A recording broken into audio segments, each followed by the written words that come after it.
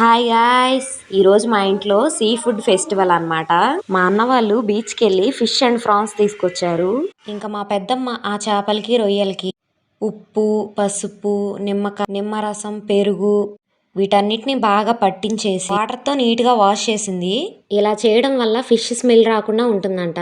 ఇంకా మా పెద్దమ్మ ఆ ఫిషెస్ కి ఉప్పు, కారం, పసుపు, ధనియాల పొడి, ఫిష్ మసాలా అన్ని యాడ్ చేసి బాగా కలిపి కొంతసేపు పక్కన పెట్టుకుంది. ఫిష్ మసాలా వేయడం వల్ల ఏంటంటే చేప ముక్కలు చిదిరిపోకుండా ఉంటాయి. ఇంకా ఈలోపు చింతపండు పులుసు కోసం చింతపండుని అయితే నానబెట్టేసింది. ఇంకా నెక్స్ట్ ఒక బాండీ పెట్టుకుని దానిలో ఆయిల్ యాడ్ చేసుకుని ఉల్లిపాయ పేస్ట్ వేసి కలుపుకోవాలి. ఇంకా మ్యారినేట్ చేసిన చేప ముక్కల్ని చింతపండు పులుసుని యాడ్ చేసుకొని కాసేపు ఉడికించుకొని లాస్ట్ లో కొత్తిమీర, కరివేపాకు యాడ్ చేసుకోవాలి. చేపల కూర రెడీ అయిపోయింది.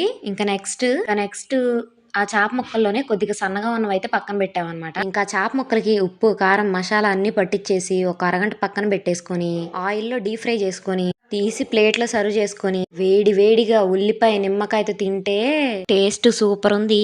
నెక్స్ట్ ఆ ఫ్రాన్స్ ని నల్ల తీగలు ఏమైనా ఉంటే తీసేసి నీట్ గా వాటర్ తో వాష్ చేసి పసుపు, పెరుగు, నిమ్మకాయ వేసి వాటర్ తో అయితే వాష్ చేయాలి. ఇవి చిట్టి రొయ్యలు, వీటిని ఫ్రై చేస్తుంది అనమాట. ఇంకా సేమ్ ప్రాసెస్. ఇంకా ముందుగా ఫ్రాన్స్ కి ఉప్పు, కారం, పసుపు, ధనియాల పొడి, మసాలా యాడ్ చేసి మ్యారినేషన్ కోసం కాసేపు పక్కన పెట్టుకోవాలి.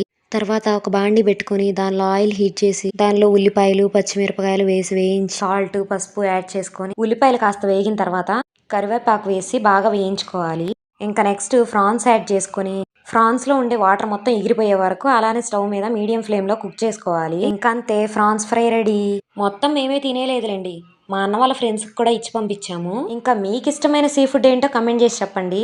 వీడియో నచ్చితే లైక్ చేయండి, అలానే సబ్స్క్రైబ్ చేసుకొని మా ఛానల్ని కాస్త సపోర్ట్ చేయండి. Okay, bye guys.